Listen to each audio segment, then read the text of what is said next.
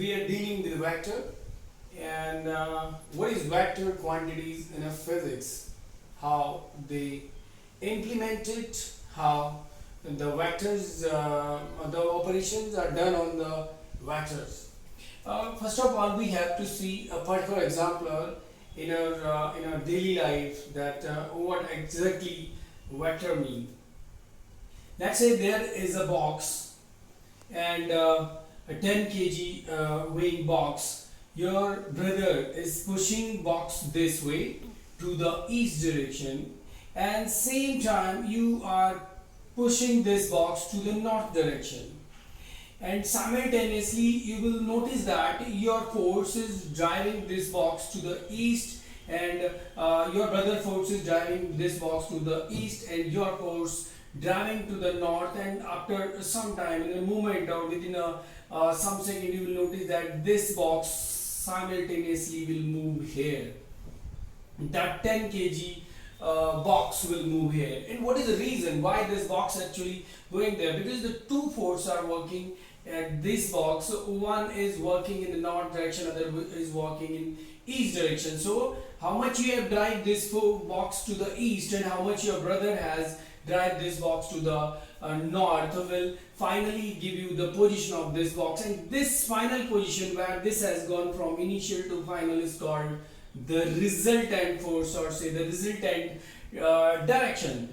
This angle, how much it has been rise from the bottom, and how far it has gone from origin to the last point, and how high it has gone. These two things are simultaneously will give you a two output. One is the magnitude, that how far it has gone, how far it is from the initial point, and the direction could be like what is the angle theta with the x-axis to this resultant force. That is how we deal with how it can be, the vector can be implemented in our daily life. Now there are a lot more things we have to do on the vector. For example, the operation of the vector may be the addition of vector, subtraction of vector, and the multiplication of the vectors. So let's see, we have two vectors, vector A and vector B. Vector A and vector B. Very first thing, we should know what are the vector quantities. The quantities, those have magnitude and as well as direction, are called the vector quantities. For example, somebody asks you what is your mass, you just say it is a 10 kg. You need not to tell what is the direction of your mass. But if somebody asks you to go from place A to B, obviously you will ask him in which direction you have to move, and the things, those are those required not only magnitude but also a direction, are called vector quantities, and the things which needs only the magnitude are called scalar quantities. For example, the force is vector quantity. And why should we categorize force as a vector quantity? The reason being, the force need the magnitude, how much force, how much push you are giving a body, how much pull you are giving a body, and in which direction. So it is a vector quantity. But if I say what is the time, a time may be like 5:15, 10:15, or whatever it is, it need not to be tell the direction. That is the scalar quantity. Well, you have done this in your junior classes, but today we'll be discussing the operation on the vectors. Very first thing, how to add the vector. Let's say we have a two vector A and B, and those are at those are inclined. The vector B is inclining with the vector A at theta degree. Okay, let's say if you have if you go 3 kilometer east and then finally you go 4 kilometer west, and then you're being asked how far you are from your origin point. So well, if it is 90 degree, you easily answer that it is 5 kilometer from origin to that final point, because it can be simply calculated as we deal with the Pythagoras there. But when angle is not 90 degrees, say the vector A which is 3 and the vector B which is 5, how to make sure how to find out the final position. See, if the vector can be moved in a plane to any direction, to any of the you can move the vector in a plane without changing their magnitude and direction. Say if I say this is vector b, if I say this is vector b of a certain length, and it is directing to the northeast, and if you take this vector here in the same plane with the same magnitude without changing in direction, then you take it here and then you take it here, it doesn't make any change or any matter to the vector, because the direction and magnitude is not being changed.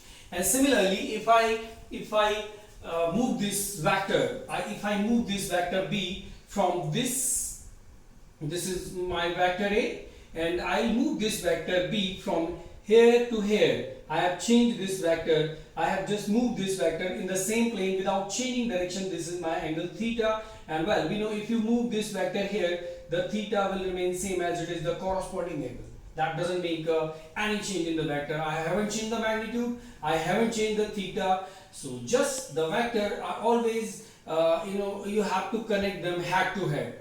And now the final vector, which is the resultant vector, we want to know what is the magnitude of this vector, what is the direction of this vector, how far you are from origin to this final place. Okay, now if you produce this vector imaginary over here and just try to find out this and this, and then somehow you will get this triangle in term of the right triangle, and easy to calculate the earlier as we have done in the using Pythagoras. If this is b, this must be b sine theta, and how, what theta sine theta is equals to this p over h, that is perpendicular over hypotenuse, and this one as sine theta is equals to base over the hypotenuse, and this should be b cos theta. I hope this is convenient to understand, as we have done your trigonometry in the 10th class.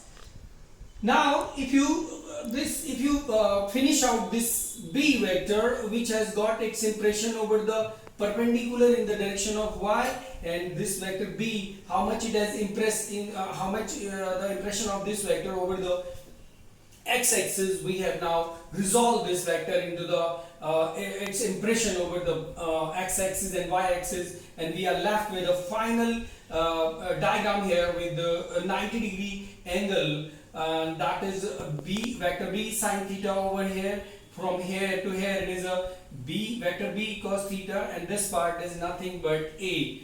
Now you can see this is the whole part is a plus b cos theta, this is b, and this is your 90-degree angle, and we really want to know what is your resultant vector, and that can be done with Pythagoras. Now r is equals to under root of this part plus this part, which is a plus b cos theta whole square plus b sin theta's whole square, and that is r vector is equals to, well, a square plus b square cos square theta plus 2ab cos theta plus b square sin square theta. Okay, now as you can see, this is a square over there, this is your b square cos theta and b square sin theta. If you take the b square out and then you are left inside cosine square plus cos square, that is 1. That is 1. And b square into 1 is nothing but b square. See, sin square theta plus cos square theta is nothing but 1. And then 2ab cos theta. 2ab cos theta. Now this is your resultant for this part. So why we have gone that long way to calculate all this? Because the vectors are not at perpendicular. It is not easy to find out their resultant vector. So using the trigonometry, we have got what is the perpendicular and what is the net base. Now you got the net base and perpendicular. You can easily calculate the resultant vector by using the Pythagoras. And well, if you have this a square, b square, and this, but this gives you only the magnitude of this vector, not a direction. For direction, you further need to calculate if this angle is theta, and let's say this angle is alpha, then tan alpha is equals to this tan alpha is equals to this perpendicular, which is b sine theta over a plus b cos theta. And this, now if you want to know what is the angle of this resultant vector with respect to that x-axis, that can be that can be tan arc, or say tan inverse b sine theta over a plus b cos theta. Now this will give you a direction, and altogether you have now the magnitude of this vector, resultant vector, and the direction, which is the angle making with the x-axis, and having these two, magnitude and direction, you can finally conclude what is your resultant vector, which is the result of vector a and b. And I said this is complicated, not complicated. This has become so complicated only because the angle was not 90 degree, and without Pythagoras it wouldn't be easy to calculate. We have got the impression of b over the perpendicular and base. We now in position to know what is our complete base, complete height, and that will give you the resultant and as well as the angle. This might confuse those who have not gone through what is the tan inverse or what are the inverse angle. For example, if you have done in your junior classes like sine theta is equals to 1 by 2. Sine theta is equals to 1 by 2. And let's say we are talking about the principal values or the general values, what you have done in your tan standard. Sine theta can also be written as the sine 30 degree, and then theta is equals to 30 ultimately. But here in the while using this theta as parameter, like sine theta is equals to half, then theta is equals to what value of half gives on what is the value half on theta for sine. What is the value of half theta for sine? That is theta is equals to 30 degree. It doesn't make any difference. It's the same thing as you have done in the junior classes. You can use this in the vector contrast. Next we will do how to subtract vector and how the scalar and dot product works.